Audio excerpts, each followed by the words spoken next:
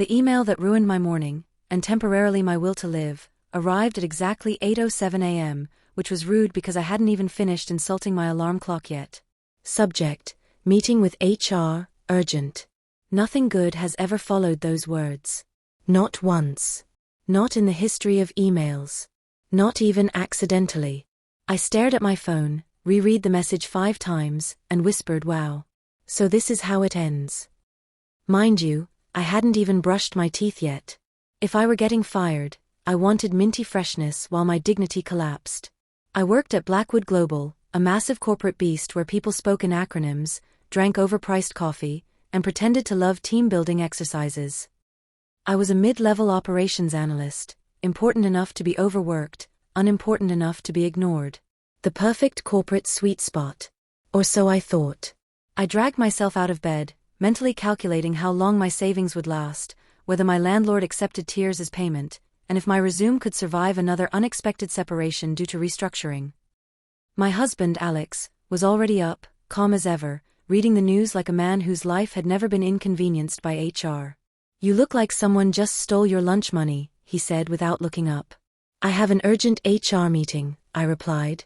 "If I disappear today, delete my browser history." He smiled. Smiled. The audacity. "Relax," he said. "It's probably nothing." That was Alex's favorite phrase. Probably nothing. He said it about everything, from leaking pipes to suspicious phone calls to the fact that he traveled a lot and never told me exactly what he did for work. Alex was vague. We'd been married for 2 years. Met in the most unromantic way possible, at a dry cleaner's when we both reached for the same coat and argued over whose it was. We bonded over sarcasm and mutual dislike for small talk. He said he worked in corporate management. I said I worked in corporate suffering. We never pushed for details. It worked. Until now. I got dressed, kissed him goodbye, and headed to work like a woman walking to her own execution. The office buzzed with its usual fake enthusiasm. Janet from accounting waved at me like someone who definitely knew something I didn't. My stomach dropped. By the time I reached HR, I was already rehearsing my shocked but professional face. "You know the one. I understand your decision, though it will emotionally devastate my cat and me." But when I walked into the meeting room, HR wasn't alone. The entire executive team was there, including the CEO. I froze. Because the CEO of Blackwood Global was sitting at the head of the table, arms crossed, calm expression, expensive suit. And my husband, Alex. My brain short-circuited. I blinked. Once. Twice. 3 times. Maybe stress had finally killed me. Why is my husband sitting where the CEO should be? I asked out loud, because apparently my filter had resigned before I did. The room went silent. Alex cleared his throat. "Good morning, sweetheart." Sweetheart. I laughed. A short, hysterical sound. Oh wow. HR really upgraded their intimidation tactics. The HR director looked like she wanted to crawl under the table and live there permanently. Alex stood up. "Why don't we all take a breath?" "No," I said. "Why don't you explain why I'm about to get fired by my own husband?" One of the executives coughed. Another refused to make eye contact. Someone dropped a pen and didn't bother picking it up. Alex sighed. "You're not fired." "Oh, thank God," I said, because that would have been awkward at dinner. "However," he continued, "we do need to talk." They explained, slowly, gently, like I was a wild animal who might attack, that I'd been married to the CEO of the company for 2 years without knowing it.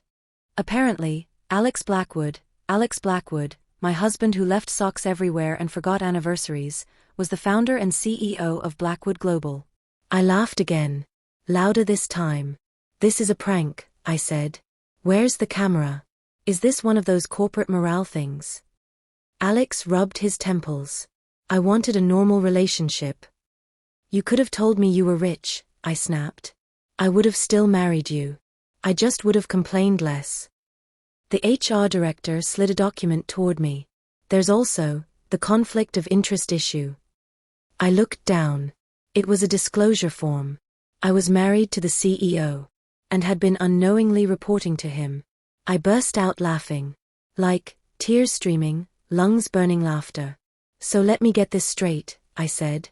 I thought I was fired, but actually I married my boss, who is also the CEO, and now HR is having an existential crisis?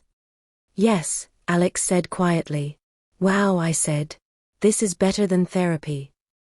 The room was dismissed, mostly because no one knew what to do with us. At home that night, I confronted Alex properly. You let me complain about the CEO for 2 years, I said. You called him a soulless corporate demon, he replied. And you nodded. He shrugged. Sometimes he is. We argued. We laughed. I threatened to sleep in the guest room until he bought me a new car. He countered with a spa vacation. Negotiations were intense. Eventually, we reached an agreement: transparency going forward, no special treatment at work, and absolutely no firing me during arguments. Work changed after that. People stared. Whispers followed. Some co-workers treated me like royalty. Others avoided me like I carried HR violations in my purse. I stayed. On my own merit. And I thrived. Because it turns out, when you stop underestimating yourself, and when the universe stops hiding your husband's job title, things get better. If you're enjoying this story so far, pause right now and subscribe to Sinful Secret. Stories like this, messy, funny, unexpected, and deliciously dramatic, are exactly what we serve best. Months later, someone new joined the company and whispered to me in the break room, "Is it true you're married to the CEO?" I smiled. I thought I was fired too. Life has a strange sense of humor. And honestly, I wouldn't have it any other way. If this story made you laugh, gasp, or reconsider reading emails before brushing your teeth, subscribe to Sinful Secret for more scandalous twists, hidden marriages, workplace chaos, and stories where nothing is ever what it seems.